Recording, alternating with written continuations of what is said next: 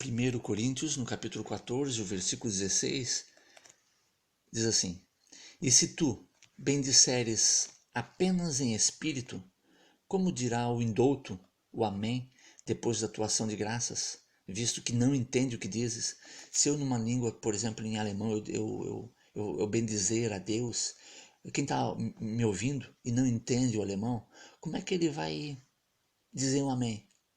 Vai que daqui a pouco eu estou dizendo, Senhor, o diabo está nos vencendo. Daí, se ele não sabe, ele diz amém. Oh, mas ele está achando bom isso? Não. Então, quando a gente não entende o que a pessoa está falando, a gente não pode dizer amém. Como é que eu vou dizer amém? Porque se eu não sei se essa pessoa está na oração ali, ela está dizendo que o diabo está vencendo ela, que está desanimando a igreja, que a igreja está caindo. Eu não sei o que ele está dizendo, eu não posso dizer amém. Agora, se ele disser, nós estamos sendo vitoriosos sobre o diabo, sobre as forças do mal, aí sim eu vou dar o amém. Então eu não posso dizer um amém se eu não entender o que a pessoa está falando.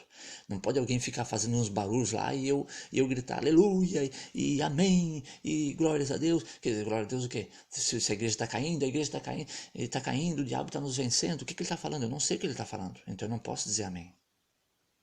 Você percebe? O verso provavelmente mais utilizado de 1 Coríntios 14 é ali no início, mas você tem que ler todo o capítulo para entender de forma adequada o contexto geral. Mas vamos para esse verso. 1 Coríntios capítulo 14, versículo 2. Esse é o verso que fala de mistérios, então é o que eles mais gostam. Pois quem fala em língua não fala a homens, senão a Deus, visto que ninguém entende, e em espírito fala mistérios. Opa, então aqui parece que aqui está dando o aval de fazer qualquer barulho e que está falando mistério. Mas analise de uma forma diferente. Se eu estiver falando chinês numa igreja de brasileiros, ninguém vai entender, visto que ninguém me entende. Deus está me entendendo, claro, porque eu estou falando em chinês, Deus ele está me entendendo. Mas ninguém mais está me entendendo. Para nosso espírito, para quem está ali ouvindo a pessoa falar em chinês, ele está falando mistérios. Percebe? Então não tem assim nenhuma dificuldade. Mesmo nesse texto que é o mais utilizado.